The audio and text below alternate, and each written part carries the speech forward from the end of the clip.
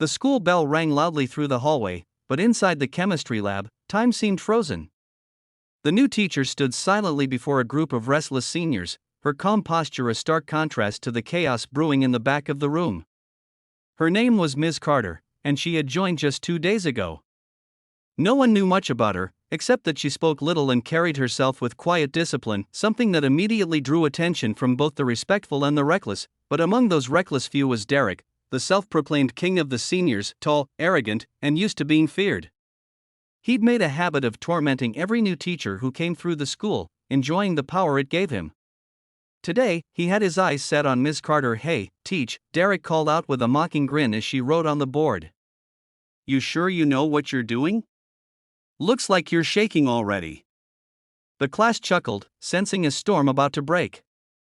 Ms. Carter paused for a moment, then turned with that same serene expression that neither fueled nor discouraged him. "Why don't you come up here and show me how it's done, Derek?" she said evilly. The challenge caught him off guard. The laughter now turned toward him. His smirk twitched, and he stood up, pretending confidence. He swaggered to the front, his friends egging him on. Ms. Carter handed him a beaker. "Now, measure 10 milliliters of acid," she said. He fumbled, poured too much, and the mixture started to bubble dangerously. She quickly took the beaker from him, preventing an accident. But Derek's pride had already shattered. "You think you're better than me," he growled, stepping closer. "I think," she replied quietly, "you could be better than this." Her calmness only enraged him more. In a sudden burst of anger, Derek grabbed her by the throat, slamming her against the lab counter. The room went silent. Even his friends froze.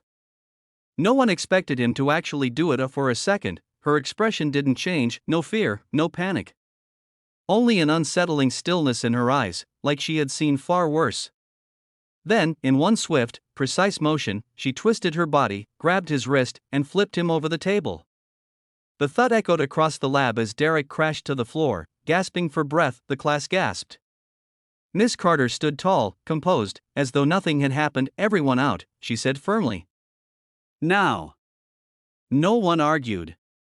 The students hurried out, whispering in disbelief. When the principal arrived minutes later, Derek was still sitting on the floor, stunned, clutching his shoulder. He tried to explain, but his words stumbled out incoherently. Ms. Carter simply stood by, her hands behind her back, waiting. After the chaos settled, the principal asked her into his office. "Ms. Carter, I know this looks bad," he said nervously. "But the board will need an explanation." She took a deep breath, then opened a small folder from her bag. Inside were old service certificates and a faded ID.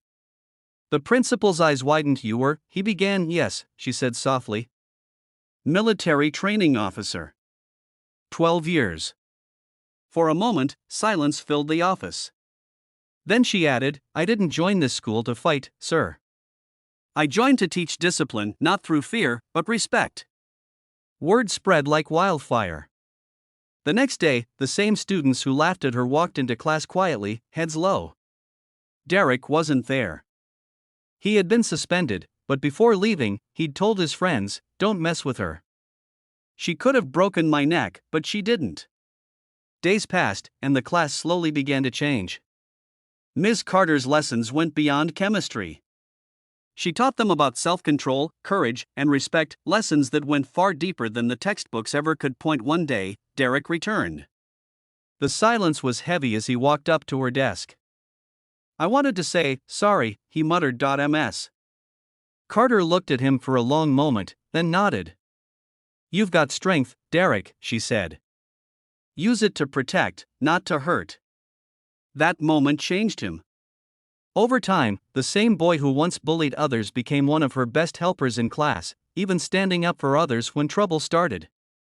The whole school noticed the difference, not because Ms. Carter was feared, but because she inspired something powerful, respect through restraint. Months later, at the end of the school year, the students organized a small farewell surprise for her. As she entered the lab that morning, she found the room decorated, her students standing proudly, including Derek, holding a handmade banner that read, "Thank you for teaching us more than science." She smiled, for perhaps the first time since joining. "No," she said softly, "thank you, for learning what truly matters." As the camera pans out in your video, the message should hit hard. Sometimes the strongest people are not the ones who fight back, but those who choose not to when they easily could. Ms. Carter's calm strength became a lesson not just for her class, but for anyone watching. If you're still watching right now, remember this: true power is discipline. Speech balloon. Drop a comment if this story moved you, hit that red heart like button, and subscribe for more inspiring real life stories that remind us what real courage looks like, because sometimes, the quietest people carry the loudest lessons.